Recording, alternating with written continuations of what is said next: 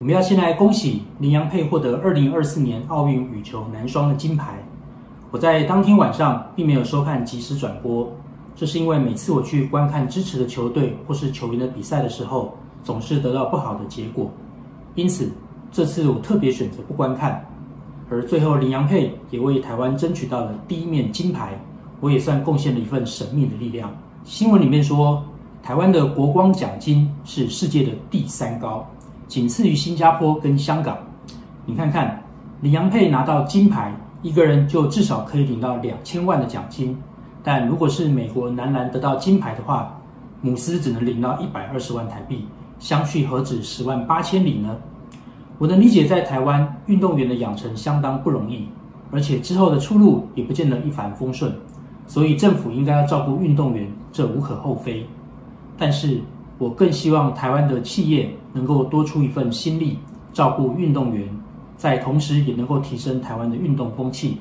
不要只是提供奖金，更要能够考虑到运动员的长远生计。这是另外一个话题，这边就不展开了。今天想要来聊聊林洋配在得到奥运的金牌之后，先不考虑各县市政府额外的补助，光是中央政府就会发给每个人2000万的国光奖金，而这2000万元有2种领法。一种是立刻现在马上就可以把2000万元全部提领出来，我不知道有没有额外的所得税或是其他的税务等等，就先假设没有好了。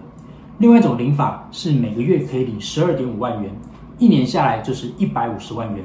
所以如果是你来领这2000万元的国光奖金，在不考虑税务跟其他费用的情况之下，你会想要一次提领2000万元呢，还是每个月领12.5万元，活到老领到老呢？在你回答这个问题之前，我们先来算一下，参加奥运的选手都很年轻，我们就假设他们开始领奖金的时候是26岁好了。依照目前台湾的人均寿命，很有可能会活到85岁以上，我们就假设活到85岁就好，也就是说他们总共可以提领60年，月领12.5万，一年就是150万，60年累计下来就是9000万元，这可比2000万元要高太多了，不是吗？怎么会有人想要一次性提领的2000万元，而不是去按月提领12.5万元，活到老领到终身呢？我相信绝大多数的人应该都是月领吧。我没有相关的数据，所以不清楚史上拿金牌的运动员都是怎么提领的。但是据说林洋配上次奥运夺金的时候，他们的奖金就是用月领的方式去领取，而不是一次性的提领2000万元。可是有人可能会说，在通膨高涨的情况之下，月领不划算。又或者说，上一次他们拿下奥运金牌的时候，已经选择月领了，这次应该要一次提领的2000万元，而且拿来买房抵抗通膨才是。你觉得这有道理吗？你觉得通膨要高到多少，才会让现在一次性提领2000万元，要比月领而且领终身要来的划算呢？我这边做了一个试算表，也就是比较一下一次提领2000万元，跟每个月提领12.5万，提领60年，到底哪一个的限值是比较大的？你可以看到这边有几个参数，第一个是折现率，折现率就是金钱的时间价值，可以说是金钱价值的交换率，它可以帮助我们决定一笔钱今天的价值跟将来价值之间的差异。举个例子来说，现在的150万绝对比1年以后的150万来的有价值，更不用说是60年之后的150万元了。所以这个折现率相当重要，我们等一下再来设定它的参数值。月领金额这边我们设定是12.5万元，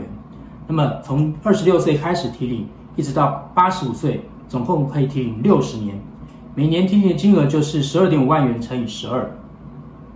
得到就是150万元。在折现之后，可以得到它的现值。假设你这150万元是1年之后开始提领的，折算成现在的价值就是150万元除以 1.03 的一次方，所以我们先用折现率 3% 来计算。而到60年之后，如果你折现率 3% 的话，150万元在60年之后折现值就是 25.46 万元，你可以看到它变得非常非常的小。接下来我们就可以用试算表来试算看看，利用 GoSeek 这个功能，在每年提领150万元，提领60年的情况之下，折现率要是多少才可以等同于现值2000万元呢？我们可以来实际做一下。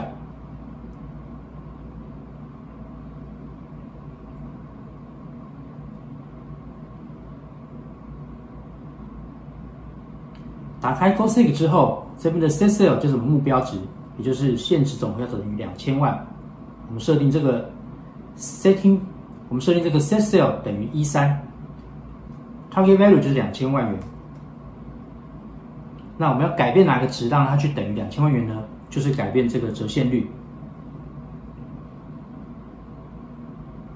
也就是 B1。完成设定之后，我们就可以去解这个方程式。你可以看到，算出来的折现率大约是 7.4%， 也就是说，在 7.4% 的折现率之下，月领12.5万，一年领150万元，领60年情况之下，它的现值就等于目前的2000万元。当然，我们也可以直接用公式，也就是用 rate 这个公式。使用 rate 这个公式只需要输入3个参数，分别是期数、每期支付的金额以及现值。你可以看到，在这里我输入的总共是60期，也就是60年，然后每期的支付金额就是150万元，而现值呢是负的2000，这两个值必须要是正号跟负号错开来，所以得到的数值也是 7.4%。从刚刚的试算结果，我们可以看到，当折现率达到 7.4% 的时候，月领12.5万元跟现在一次性的提领2000万元，它们的现值是相等的。而这个折现率当然不完全等同于通货膨胀率，它大概是通货膨胀率跟你拿2000万去投资的年化报酬率这两者的总和。换句话说，就是名目报酬率。在不考虑杠杆或者其他成本费用的因素之下，你觉得买房的名目报酬率能够有年化 7.4% 吗？也许你自己买的房子有，但台湾过去的经验告诉我们，这不太可能。所以，与其把2000万元一次性的提领出来去买房，想要抗通膨，不如每个月提领12.5万元，你拿到手的现值会比较高。如果买房没有比较划算，那么把2000万元拿来买股票会不会比较好呢？我们不是常说股票的名目报酬率能够有 8% 甚至 10% 吗？不过如果是我的话，我也不会一次性的提领2000万元出来买股票。主要原因有2个。第一个，过去的股市年化报酬有8到10%，这没有错。但过去的报酬不代表未来也能够有这么高的报酬率。在现在股市的估值这么高的情况之下，我反而认为会回归均值，也就是股市的年化报酬有可能下调到 5% 左右。在这种情况之下，买股票当然比较不划算，你还是应该要月领12.5万元才是比较好的选择。第二个，股票市场具有波动性，就像过去2-3个星期的股市一样，动不动就跌个10% 给你看，一般人很难承受住这种波动。而每个月提领12.5万元完全没有波动性，只要中华民国政府还在，你就一定领得到这笔钱。相较之下，我一定选择波动性接近于0的终身月领制。其实我们只要再细想一下就知道了。我们常常在讲资产配置的时候，要同时有股票跟债券。债券是来保护整个资产配置的，但是债券它也不是完全没有波动，而且它的年化报酬也不可能达到 7% 那么高。所以在这种情况之下，月领12.5万元绝对是比较好的选择。从羚羊配的奥运奖金，我们可以学到不少的事情。首先就是金钱是有时间价值的，现在的150万元跟60年后的150万元，它们的价值非常不同。这中间除了通货膨胀这个因素之外，还有机会成本的因素在内。其次，财经专家说通膨会导致月领的奖金缩水，不如买房抗通膨。其实你可以自己试算一下，通膨到底要高到什么程度，才会真的让月领的现值低于一次性的提领？数字或者试算表是不会骗人的。第三，虽然这是一道假设题，我们大部分的人都不太可能拿到奥运金牌的国光奖金，但是你的选择，也就是一次性的提领，还是按月终身提领，或者把领到的钱拿去买房，还是买股票，甚至把它花掉来享受人生，这都是你的选择。而你的选择很大程度反映了你的投资观跟价值观。各位投资朋友，不妨在留言区跟我分享，如果你领到这笔国光奖金的话，你会如何处理？最后，我觉得当初在设计国光奖金的时代背景跟现在一定非常的不同。那时候利率可能比较高，所以会用 7.4% 的折现率去计算出来，得到2000万元的奖金，按照月领的话，每个月可以提领12.5万元。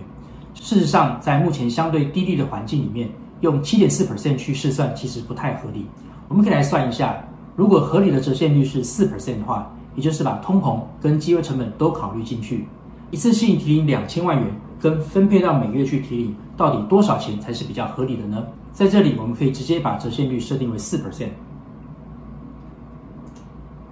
然后同样用 Go-Seek 的方式， Target Sale 一样是13，也就是现值的总和， Target Value 一样是2000万，但是 By Changing Sale 的地方我们就把它改成是 D1， 也就是每个月的提领金额，然后让它去解这个方程式。你可以看到算出来值大约是7.4万元左右。我个人认为这是一个相对合理的数据，就供大家参考咯。以上就是今天的影片内容。如果你觉得对你有帮助的话，欢迎订阅我的频道，并且分享给更多的人。我们下支影片见。